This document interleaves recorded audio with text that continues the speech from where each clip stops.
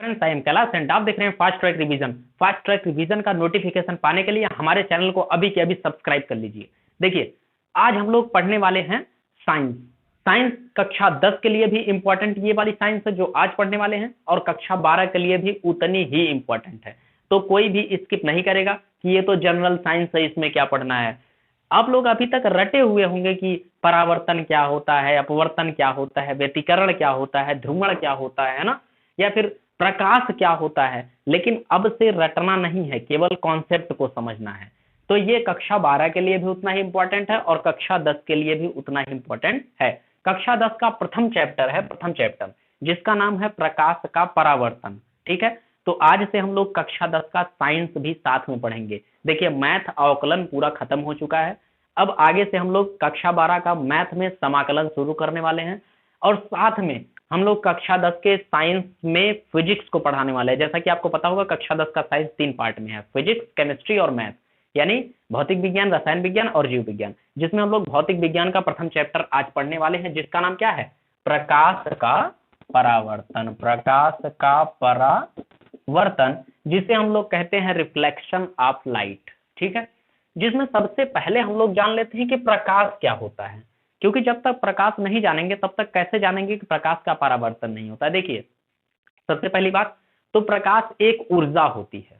प्रकाश एक क्या होती है? ऊर्जा होती है, जो कि हमारी आंखों को संवेदित करता है। संवेदित यानी कि जागृत करता है, एक तरह से कह सकते हैं। जैसे सोया हुआ रहता है, प्रकाश जैसा ही पड़ता है तुरंत जागृत ऐसे आंख हो जाता है ना। तो प्रकाश एक प्रकार की ऊर्जा होती है जो हमारी आंखों को संवेदित करती है और हमें वस्तुओं को देखने में मदद करता है। यानी प्रकाश के ही हेल्प से हमें वस्तुएं दिखाई देती हैं, अन्यथा की स्थिति में हमें वस्तुएं नहीं दिखाई देती। क्या आपको अंधेरे में वस्तुएं दिखाई देती हैं? नहीं दिखाई देती ना। जब टॉर्च जलाते हैं तो वस्तुएं दिखने लगती हैं, टॉर्च जला के हम देख सकते हैं। तो टॉर्च से क्या निकल रहा है? प्रकाश। और प्रकाश ही वह ऊर्जा होती है जो कि वस्तुओं को देखने में हमारी हेल्प करती है। तो कह सकते हैं प्रकाश एक प्रकार की ऊर्जा है जो हमारी आंखों को संवेदित करता है और वस्तुओं के देखने में हमारी मदद करता है। ठीक है, देखिए, प्रकाश के कुछ सामान्य गुण भी होते हैं, वो सब बता दे रहे हैं। जैसे सबसे पहली बात तो प्रकाश सीधी रेखा में चलता है। प्रकाश कभी भी ऐसा मुड़ के नहीं चलता है, हमेशा प्रकाश क्या होता है? एक सीधी रेखा में चलता है। आपने देखा होगा कि जैसे दीवार के पीछे क्या है, मान लीजिए मकान का कोई दीवार है, दीवार के पीछे क्या क्या हमें दिखाई देता है? नहीं दिखाई देता है। क्यों? क्योंकि प्रकाश सीधी रेखा में चलता है। प्रकाश ऐसा मुड़ के दीवार के उस पार नहीं जा सकता है ना। तो इससे सिद्ध क्या होता है कि प्रकाश सीधी रेखा में चलता है। पहला गुण है, प्रकाश कभी भी मुड़ता नहीं है ना। यानी ऐसा कर्व बना के मुड़ जाए, प्रकाश इस तरीके से मुड़ सकता है, इस तरीके से यहाँ से जाके यहाँ, यहाँ से जाके यहाँ, ऐसा मुड़ सकता है अगर हम लोग यहाँ पे शीशा लगा दे तो। लेकिन प्रकाश ऐसा नहीं चल सकता, ऐसा मुड़ के नहीं चलता है। ठीक है, तो सबसे पहला गुण क्या है कि प्रकाश सीधी रेखा में चलता है। दूसरा गुण क्या है कि निर्वात अथवा वायु में प्रकाश की चाल होती है 3 × 10⁸ मीटर प्रति सेकंड। यानी वायु ले लो या फिर निर्वात। निर्वात क्या होता है ये जान लेते हैं। निर्वात जहां पे कोई भी गैस नहीं होता, ना ही ऑक्सीजन, नाइट्रोजन, कोई भी गैस नहीं होगा।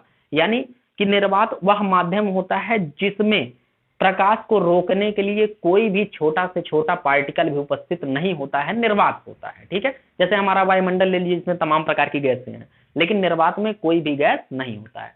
तो निर्वात या वायु में प्रकाश की चाल कितनी होती है? 3 × 10⁸ मीटर प्रति सेकंड होती है, या फिर अगर किलोमीटर में नापे तो 3 लाख किलोमीटर प्रति सेकंड। मतलब सोचो हमारी बस कितनी चाल से चलती है, मुश्किल से 80 किलोमीटर प्रति घंटा या 90 किलोमीटर प्रति घंटा, यानी 90 किलोमीटर 1 घंटा में जाएगा। और प्रकाश क्या करता है?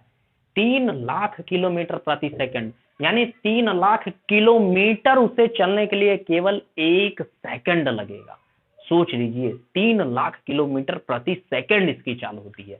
या फिर क्या कह सकते हैं, 3 × 10⁸, यानी 3 के आगे 8 जीरो लगा दो, उतना मीटर प्रति सेकंड होता है प्रकाश की चाल। और प्रकाश का कुछ और गुण होता है, जैसे प्रकाश में परावर्तन होता है, अभी आगे पढ़ेंगे। प्रकाश में अपवर्तन होता है, ये भी पढ़ेंगे। प्रकाश में विवर्तन, व्यतिकरण और इत्यादि घटनाएं होती हैं, वो सब कक्षा 12 में आप लोगों को पढ़ना है। ठीक है, 10th में सब बेसिक चीजें समझनी है कि प्रकाश में परावर्तन होता है, अपवर्तन होता है, विवर्तन होता है, व्यतिकरण होता है, आदि घटनाएं होती हैं। ठीक है, चलिए, जिसमें से पहली घटना हम लोग पढ़ लेते हैं कि प्रकाश का परावर्तन क्या होता है, यानी रिफ्लेक्शन ऑफ लाइट। क्या होता है इसको देख लेते हैं। तो देखिए, जब प्रकाश किसी चिकने पृष्ठ पर पड़ता है, एक एक एग्जांपल से समझते हैं, मतलब ऐसा रटने से हम लोगों को कोई फायदा नहीं मिलेगा, है ना। मान लीजिए कि आप शीशा ले लीजिए, शीशा है ना, उस पर एक टॉर्च की रोशनी डालिए। शीशा मतलब हाँ वही जिसमें अपना थोबड़ा सब देखते हैं, सुंदर सुंदर, है ना, वैसी शीशे की बात कर रहे हैं। शीशा ले लीजिए और उस पर आप क्या करिए कि चाहे लेजर लाइट हो या फिर नॉर्मल लाइट हो, उस पर आप डालिए, तो देखेंगे वहां से क्या होगा, वहां से लाइट आएगा, टकराएगा और टकराने के पश्चात पुनः ऐसा ही मुड़ के ऊपर चला जाता है। यानी जिस माध्यम से प्रकाश डाला गया उसी माध्यम में क्या होता है, वापस लौट आता है। यही घटना है प्रकाश की परावर्तन। परावर्तन का मतलब ही होता है कि एक बार जाना फिर वहां पर लौटकर चले आना। परावर्तन यानी आवर्त उसका एक बार और हो जाए। आवर्त का मतलब होता है दोहराना, है ना। तो क्या होता है, जब प्रकाश किसी चिकने पृष्ठ या पालिशदार पृष्ठ पर गिरता है, चमकदार होना चाहिए, तो प्रकाश का अधिकांश भाग उस पृष्ठ से टकरा के पुनः उसी माध्यम में वापस लौट आता है। प्रकाश की यह घटना प्रकाश का परावर्तन कहलाता है। ठीक है, क्लियर हुआ। जब प्रकाश किसी पॉलिशदार या चिकने पृष्ठ पर गिरता है तो टकराने के पश्चात उस पृष्ठ से पुनः उसी माध्यम में वापस लौट आता है। यह घटना कहलाता है प्रकाश का परावर्तन। ठीक है, देखिए, जो प्रकाश पृष्ठ पर आती है उसे हम लोग कहते हैं आपतित किरण। आपतित किरण यानी जो किरण पृष्ठ पर आती है। देखिए, प्रकाश जब भी कहीं चलता है तो वो किरण के रूप में चलता है। ठीक है, ऐसा ऐसा सीधा एकदम किरण होगा। तो जो प्रकाश की किरण पृष्ठ पर आती है उसे आपतित किरण कहते हैं। पृष्ठ से टकराने के पश्चात जो किरण वापस लौटती है उसे परावर्तित किरण कहते हैं। परावर्तित किरण कहते हैं। ठीक है, और जिस बिंदु पर टकराती है पृष्ठ को उस बिंदु को आपतन बिंदु कहते हैं। आपतन बिंदु।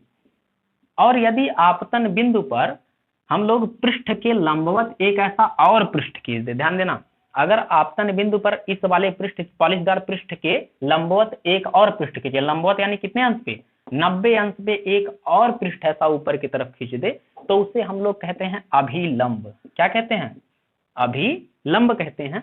और आपतित किरण अभिलंब के साथ जो कोण बनाती है, ध्यान देना, आपतित किरण अभिलंब के साथ जो कोण बनाती है उसे आपतन कोण कहते हैं। आपतन कोण, जिसे आई से प्रदर्शित करते हैं। ठीक है, आपतन कोण को आई से प्रदर्शित करते हैं। परावर्तित किरण अभिलंब के साथ जो कोण बनाती है उसे कहते हैं परावर्तन कोण। परावर्तन कोण, जिसे आर से प्रदर्शित करते हैं। तो आपतन कोण आई है, परावर्तन कोण आर है। क्लियर है सब कुछ, बढ़िया से, कोई दिक्कत है नहीं होनी चाहिए। अगर कोई समस्या है तो बता दीजिएगा कमेंट में। कमेंट, और यार एक बात और, आप लोग कमेंट किया करिए ना, सब लोग कमेंट करते थोड़ा सा हमें भी मोटिवेशन फील होता है ना, मोटिवेट हो जाते हैं, तो कमेंट किया करिए। अच्छा अच्छा, चलिए ये हो गया।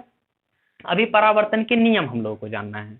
तो एक बात जान लीजिए कि परावर्तन के दो नियम होते हैं। परावर्तन के कितने नियम होते हैं, दो नियम। नियम नंबर 1 ये कहता है कि आपतित किरण, परावर्तित किरण, आपतन बिंदु पर खींचा गया अभिलंब तीनों एक ही तल में होते हैं। क्या यहां से कोई तल ऐसा बाहर आया, नहीं आया है ना। तो क्या कहेंगे, आपतित किरण, परावर्तित किरण तथा आपतन बिंदु पर खींचा गया क्या, अभिलंब, तीनों एक ही तल में होते हैं, यानी समतल में होते हैं, ऐसा कह सकते हैं ना, एक ही समतल में होते हैं। ये पहला नियम है परावर्तन का। नियम नंबर 2 क्या कहता है कि आपतन कोण आई का मान जो है ना वो सदैव परावर्तन कोण आर के बराबर होता है। ध्यान देना, आपतन कोण आई का मान जो है वो सदैव किसके बराबर होता है, परावर्तन कोण आर के बराबर होता है, चाहे वो कैसा भी पृष्ठ हो। अगर वो पालिशदार है और वहां से प्रकाश का परावर्तन हो रहा है तो आपतन कोण आई का मान सदैव परावर्तन कोण आर के बराबर ही होगा। ये क्या होता है, परावर्तन का दूसरा नियम होता है। ठीक है, चलिए नेक्स्ट जान लेते हैं कि प्रतिबिंब क्या होता है, जिसे इमेज कहते हैं। IMAGE। यार इंग्लिश बहुत खराब है, स्पेलिंग हमको नहीं आती है। चलिए कोई बात नहीं, जस्ट मजाक। हाँ, प्रतिबिंब क्या होता है देख लेते हैं। अब प्रतिबिंब की बात जब करेंगे तो प्रकाश किरण, ध्यान देना, प्रकाश किरण पॉलिशदार पृष्ठ से टकराने के पश्चात जिस बिंदु पर जाकर मिलती है, प्रकाश किरण किसी पॉलिशदार पृष्ठ से परावर्तन के पश्चात जिस दूसरे बिंदु पर जाकर मिलती है या फिर मिलती हुई प्रतीत होती है, कोई जरूरी नहीं है एग्जैक्ट उसी जाके मिली, ऐसा प्रतीत भी हो सकता है, हाँ उसी बिंदु पर जाकर मिल रही है, ऐसा लग सकता है, एक्चुअली में ना मिले तब भी, तो कोई आपतित प्रकाश परावर्तित पृष्ठ से टकराकर या परावर्तन के पश्चात जिस बिंदु पर जाकर मिलती है उस बिंदु को पहले बिंदु का प्रतिबिंब कहते हैं। उस दूसरे बिंदु को पहले बिंदु का क्या कहेंगे? प्रतिबिंब कहते हैं। देखिए प्रतिबिंब दो प्रकार का होता है, वास्तविक प्रतिबिंब और आभासी प्रतिबिंब। यदि प्रकाश परावर्तन के पश्चात किसी दूसरे बिंदु पर वास्तव में जाके मिलती यानी एग्जैक्टली मिल रही है तो उस दूसरे बिंदु को पहले बिंदु का वास्तविक प्रतिबिंब कहते हैं। लेकिन अगर वहीं पर प्रकाश दूसरे बिंदु पर मिलती हुई प्रतीत हो रही है, मिल नहीं रही है बल्कि मिलती हुई प्रतीत हो रही है, तो उस दूसरे बिंदु को पहले बिंदु का आभासी प्रतिबिंब कहते हैं। और वास्तविक प्रतिबिंब सदैव उल्टा होता है, ध्यान देना, और आभासी प्रतिबिंब सदैव कैसा होता है? सीधा होता है। वास्तविक प्रतिबिंब सदैव उल्टा होता है, आभासी प्रतिबिंब सदैव सीधा होता है, ये भी याद रखना। तो आशा करते हैं इतना क्लियर हो गया होगा। अगर इतना क्लियर हो गया तो नेक्स्ट वीडियो में हम लोग इसका नेक्स्ट टॉपिक पढ़ेंगे, आगे का चैप्टर पढ़ेंगे। तो आशा करते हैं आपको ये वीडियो पसंद आया होगा। अगर वीडियो पसंद आया तो लाइक, शेयर और सब्सक्राइब जरूर करें। मिलते हैं इसके नेक्स्ट वीडियो में, तब तक के लिए जय हिंद, जय भारत।